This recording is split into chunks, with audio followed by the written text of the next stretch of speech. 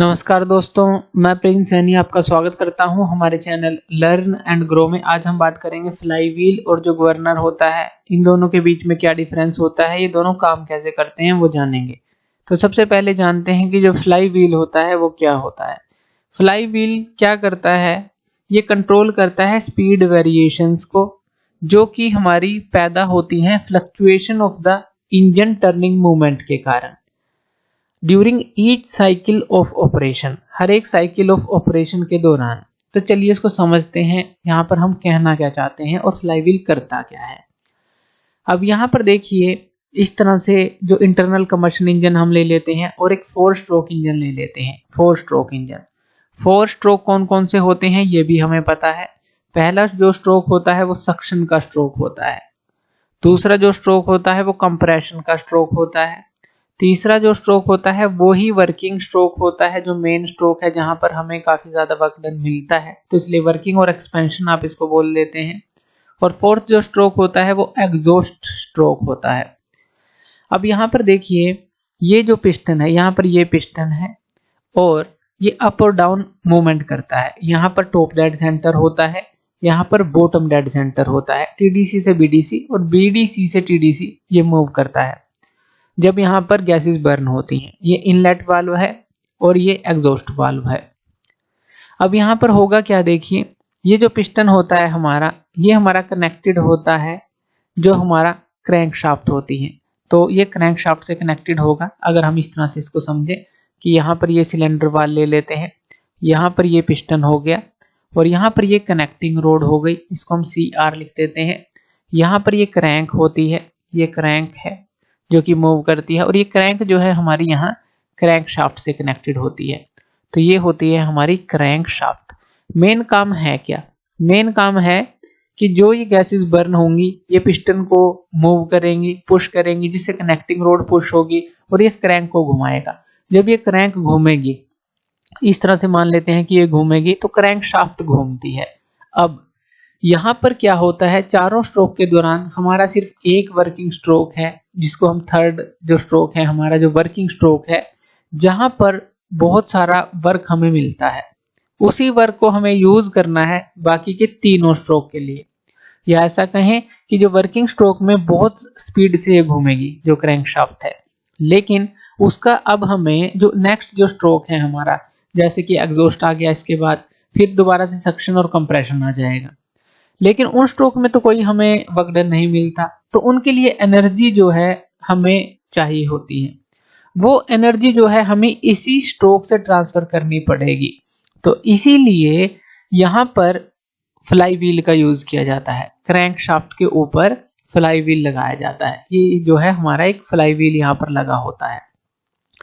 ये fly wheel जो है क्रैंक शाफ्ट पर लगा होता है, जो ये करता क्या है, ये इस फ्लक्चुएशन को, जैसे कि मान लीजिए सक्शन, कंप्रेशन और एग्जॉस्ट में तो कोई वर्क डन नहीं हुआ, जो स्पीड है वो कम रहेगी, लेकिन वर्किंग स्ट्रोक में एकदम से स्पीड बढ़ेगी इंजन की।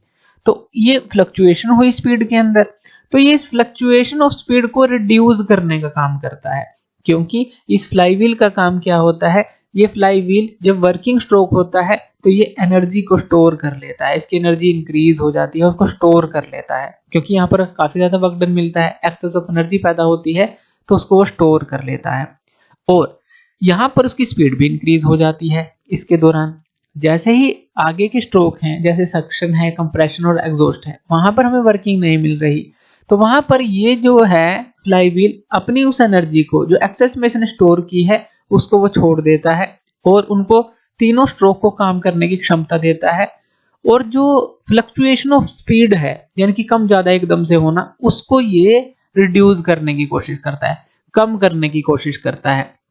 तो ये फ्लाई व्हील का मेन काम होता है। ये तो हमने इंजन के केस में लिया, इसी तरह से जो कंप्रेसर होते हैं या फिर जो पंप्स होते हैं, वहां पर भी इसका यूज किया जाता है इसी काम के लिए, कि ये रिड्यूस कर सके जो फ्लक्चुएशन ऑफ स्पीड है, कि कहीं पर तो एकदम से ज्यादा और कहीं पर एकदम से कम, तो उस फ्लक्चुएशन ऑफ स्पीड को ये कंट्रोल करने का एक तरह से काम करता है। तो इसीलिए यहाँ पर लिखा गया है, it controls the speed variations, जो कि हमारी fluctuation of the engine turning movement के कारण आती है ईच साइकिल ऑफ ऑपरेशन में। यानी कि कहीं पर तो ज्यादा आएगी, जो हमारी यहाँ पर टॉर्क है, अगर हम क्रैंकशाफ्ट पे देखें तो वर्किंग स्ट्रोक में सबसे ज्यादा वहां पर टॉर्क मिलेगी और बाकी के स्ट्रोक में कम होगी। तो एक तरह से फ्लक्चुएशन ऑफ स्पीड हो रही है और उसको एक तरह से ये कंट्रोल करने का काम करता है। तो यहाँ पर ये फ्लाई व्हील का मेन रोल है। किसी भी मशीन के अंदर कोई भी जो टॉय कार होती हैं वहां पर भी आप देख सकते हैं फ्लाई व्हील लगे होते हैं। तो ये मेन काम करता है और इसका थोड़ा मास जो होता है उसके कारण से भी इसके अंदर जो है एक तरह से इनर्शिया की प्रॉपर्टी के कारण से भी ये ऐसा कर पाता है। जब एकदम से इसको रोटेट करते हैं तो अपने अंदर स्टोर रखता है और जो हमारा मास है वो भी मैटर करता है फ्लाई व्हील का। तो ये भी ध्यान रखना है। तो ये हमें समझ आया कि फ्लाई व्हील करता क्या है। तो इस तरह से देखिए जैसे जैसे हमारा जो इंजन है वो काम करता रहेगा, यहाँ पर ये उसकी जो फ्लक्चुएशन ऑफ स्पीड है उसको कंट्रोल रखेगा। वर्किंग स्ट्रोक में ये एनर्जी को अब्जॉर्ब कर लेगा एक तरह से कहें, और बाकी के स्ट्रोक में वो उनको दे देगा। इसीलिए वर्किंग स्ट्रोक में इसकी एनर्जी जो है बढ़ जाती है, या कहेंगे स्पीड भी इंक्रीज हो जाती है, और बाकी के स्ट्रोक में वो डिक्रीज होती है। तो ये काम फ्लाई व्हील का हो गया। नेक्स्ट बात करते हैं गवर्नर की। अब देखिए गवर्नर जो होता है ये रेगुलेट करता है mean speed of the engine को। ध्यान दीजिएगा, वो फ्लक्चुएशन ऑफ स्पीड को रिड्यूस करता है या कंट्रोल करता है। जो फ्लक्चुएशन है ये रेगुलेट करता है, ये रेगुलेशन करने का काम करता है कि जो मीन स्पीड है इंजन की उसको ये बनाए रखें। जब वहां पर वेरिएशन ऑफ द लोड हो, इंजन के ऊपर वेरिएशन ऑफ द लोड हो, चलिए इसको समझते हैं यहां पर हम क्या कहना चाहते हैं। मान लीजिए यहां पर इंजन है, तो इंजन जो है वो हमारा मूव कर रहा है, यानी कि उसके अंदर जो है रोटेशन हो रही है। अब अगर हम क्या करें, यहां से मान लीजिए इसको फ्यूल की सप्लाई हो रही है, यहां से फ्यूल की सप्लाई, ये फ्यूल की सप्लाई है। अब पहले क्या है, मान लीजिए इसके ऊपर 5 kg का लोड है, 5 किलोग्राम का लोड है और ये मूव कर रहा है सिंपल अच्छी तरह से। जितनी भी हमें मीन स्पीड चाहिए थी वो मूव कर रही है। मान लीजिए आपको चाहिए कि ये 10 किलोमीटर प्रति घंटे की स्पीड से मूव करना चाहिए, या आप यहाँ पर कुछ भी ले सकते हैं, मीटर पर सेकंड ले सकते हैं, कुछ भी यूनिट ले लीजिए। तो ये यानी कि रोटेट कर रहा है जो इंजन है, या कहें कि कोई गाड़ी है मूव कर रही है स्पीड के साथ और इंजन उसके अंदर काम कर रहा है, और जो गाड़ी है वो 10 किलोमीटर प्रति आवर की स्पीड से मूव कर रही है और इंजन उसके अंदर काम कर रहा है सिंपली। तो आराम से वो काम कर रहा था, लेकिन क्या हुआ, आपने इसके ऊपर लोड को बढ़ा दिया, 10 kg कर दिया इसके ऊपर। तो जब गाड़ी के ऊपर लोड पड़ा, यानी कि इंजन के ऊपर लोड पड़ा है वो, तो जैसे ही इंजन के ऊपर लोड पड़ा तो हमें फ्यूल की सप्लाई को ज्यादा करना पड़ेगा, इंक्रीज करना पड़ेगा। तो जब हम इसको फ्यूल सप्लाई और ज्यादा देंगे तब ये जो है अपना जो इंजन है उस तरह से उसी स्पीड पर फिर से काम करने लग जाएगा। क्योंकि हमने किया क्या, जैसे ही लोड को बढ़ाया तो फ्यूल सप्लाई भी हमने बढ़ा दी। इसी तरह से मान लीजिए 5 kg की जगह इस पे 2 kg का लोड आ गया, बस अब तो कम हो गया लोड इसके ऊपर। तो हम क्या करेंगे, फ्यूल सप्लाई को भी घटा देंगे। तो जैसे ही वो घटेगी, यानी कि उसकी एक मीन स्पीड थी, मीन स्पीड यानी कि मान लीजिए हमें पता था कि वो इतनी दूर जाएगा 1 घंटे में 10 किलोमीटर, तो उतनी ही दूर जाना चाहिए। चाहे आप उसके ऊपर जो है 5 किलो का लोड डाल दें, 10 किलो का लोड डाल दें, 15 किलो का लोड डाल दें, कितना भी डाल दें या कम कर दें, तो उस हिसाब से उसकी फ्यूल सप्लाई जो है रेगुलेट हो जानी चाहिए। यानी कि फ्यूल सप्लाई को कम कर दें अगर लोड कम है, और ज्यादा कर दें अगर लोड ज्यादा है। तो इसकी मीन स्पीड को हमें जो है मेंटेन रखना है, कि जो भी उसकी मीन स्पीड जो भी आपने चूज की है कि इतने रेवोल्यूशन पर मिनट आपको जो है उसके चाहिए। जैसे हमने तो यहाँ पे गाड़ी का एग्जांपल लिया, इसी तरह से इंजन के अंदर कितने रेवोल्यूशन जो है पर मिनट आपको चाहिए ही चाहिए। तो वो चीज जो है आपको मेंटेन रखनी है, और वो फ्यूल सप्लाई से मेंटेन रखनी है। लोड चाहे कम हो चाहे ज्यादा है, आपको फ्यूल सप्लाई को उसी तरह से रेगुलेट कर देना है। यही काम गवर्नर का होता है कि mean speed of the engine जो है वहां पर जो भी वेरिएशन होगी लोड के कारण उसको ये रेगुलेट करता रहेगा। लोड ज्यादा होगा तो फ्यूल सप्लाई ज्यादा, और लोड कम होगा तो फ्यूल सप्लाई कम, फ्यूल सप्लाई को भी डिक्रीज कर देंगे।